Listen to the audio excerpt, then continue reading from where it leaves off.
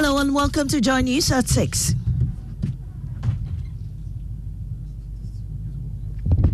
The news is live on Joy 99.7 FM and Hits 103.9 FM in Accra. In Kumasi, we're on Love 99.5 FM and over 30 affiliates across Ghana's 16 regions, including ATL FM Cape Coast, Might FM Tamale, Bewa Radio Yendi, and in Kiligi FM Boliget Radio, TV, and online content on the myjoyonline.com interactive app for Android and iOS devices. This morning, a member of Parliament's Health Committee cast doubt on the health insurance's ability to capture renal patients under the scheme in its current state. Believe me, the health insurance fund is exhausted. It is currently standing on one leg, being overstretched. If you joke, what you are simply going to do is that you put it there and to still not be paid.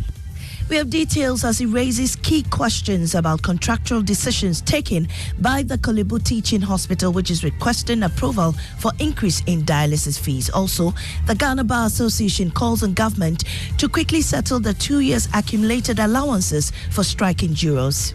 I think it doesn't augur well for the administration of justice, especially that the accused persons are not the cause of these challenges. Meanwhile, they are bearing the brunt of the delay.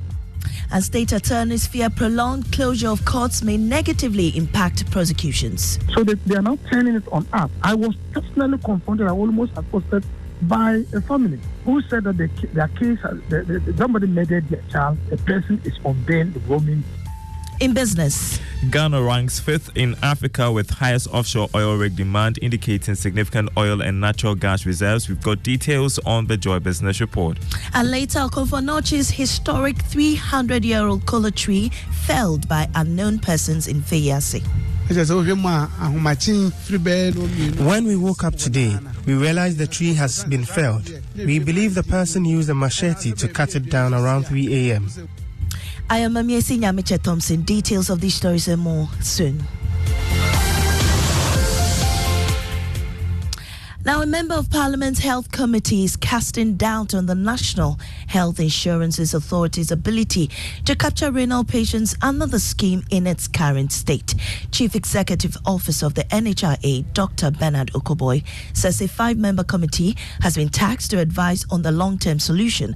But Muntaka Mubarak says the scheme in its current state cannot migrate renal patients onto it. Believe me, the health insurance fund is exhausted. It is currently standing on one leg. Anytime you get the formula, just take your time and look at an area where we say support to Minister of Health. There are over 30 line items, from vaccinations, make venom, the quality of president, etc. All national ambulance, everything is being hit on the health insurance fund. Yet the government has also capped the fund. So the fund itself is being overstretched. If you joke, what you are simply going to do is that you put it there and to still not be paid. Now, the renal dialysis unit of the Kolebu Teaching Hospital was shut for over 5 months due to a 4 million cedi debt. By risk, another closure almost 72 hours after reopening due to the unresolved financial challenges. Muntaka Mubarak says Kolebu has questions to answer about its contract with a private entity. Kolebu went and signed an agreement where the dialysis machine was offered by a manufacturer. And because of that, that consumable that they are buying from this particular supplier is excessively more expensive. The committee demanded that they give us a copy of the contract up to date. Why is government sitting down and allowing individual facilities to be able to sign such contract without government involvement? You had Member of Parliament for Asawase Mohammed Mubarak, who is also on the Health Committee in Parliament. The Asantehene Otumfuo Setutu II has voiced his distress over the lack of progress in the fight against illegal mining, citing persistent threats to life and political maligning of persons advocating against the menace. The Asantehene is saddened at the intensified activities of illegal miners. He made the comments when a team from the Kumasi unit of the multimedia group paid a courtesy call at the Menshia Palace to present laurels and by Erastus Asaridonko in his consistent reports on the Kanka.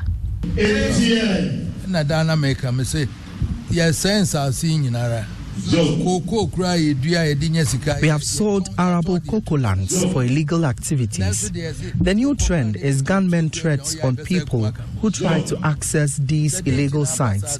The whole country's security machinery couldn't fight this.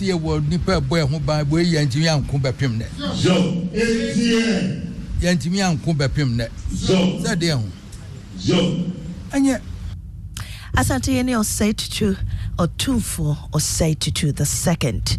Now, the Ghana Bar Association is calling on government to quickly settle allowances all striking jurors that have been in arrears for 2 years. This is the second time in 6 months jurors have stayed away from the court in protest against delays in payment of their allowances. President of the Upper West chapter of the Ghana Bar Association, Siddiq Ubaidu, says the situation will not only put undue pressure on them and their clients.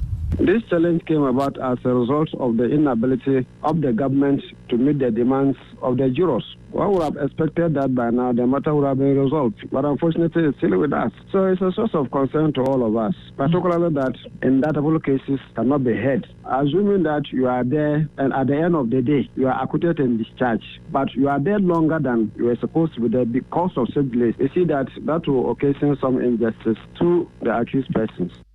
Now, state attorneys fear prolonged closure of courts may negatively impact prosecutions.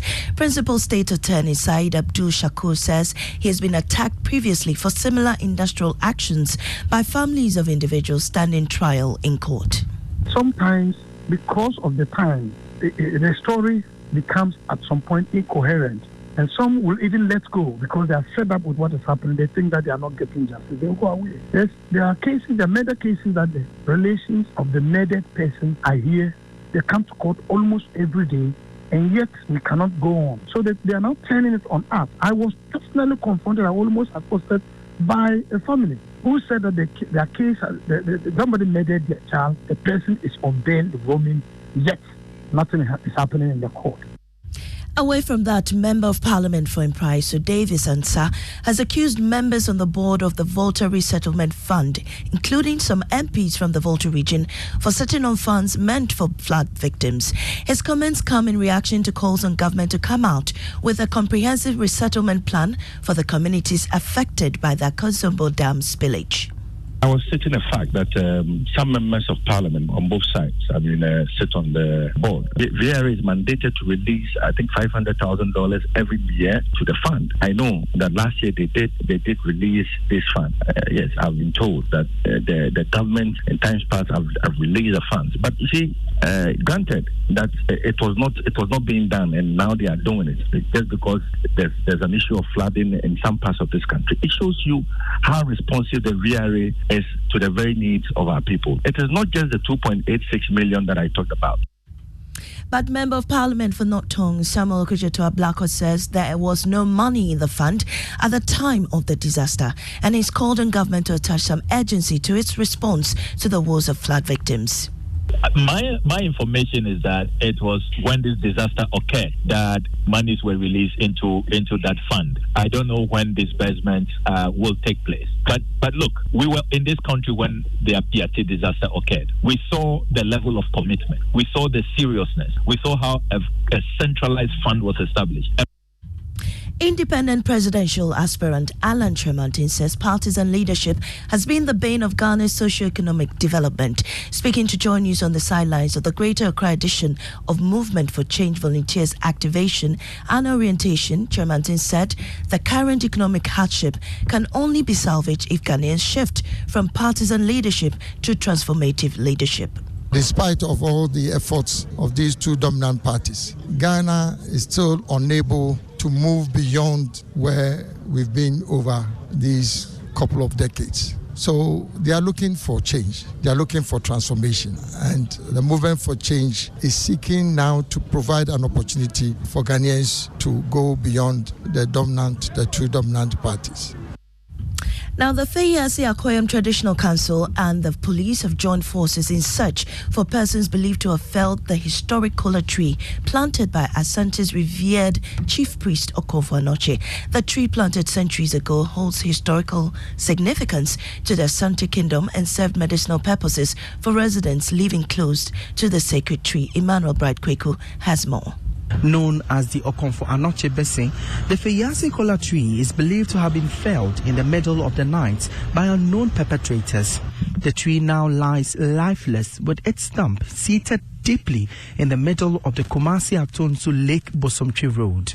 For years, this special tree, which produced unique black and white nuts, was not only walled to prevent intruders, but protected by residents of Feyase Akoyem, a historic Ashanti community in the Bosomtwe district. Chiame Frempong is the linguist for Feyase Akoyem Traditional Council. When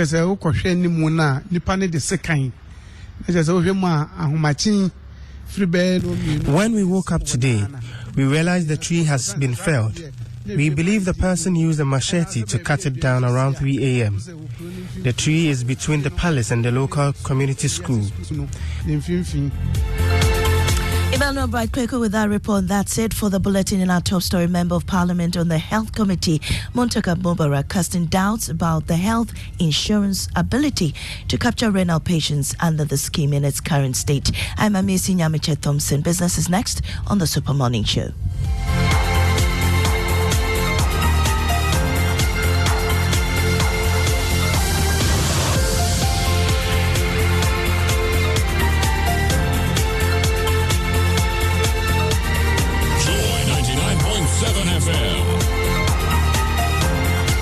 Joy 99.7 FM.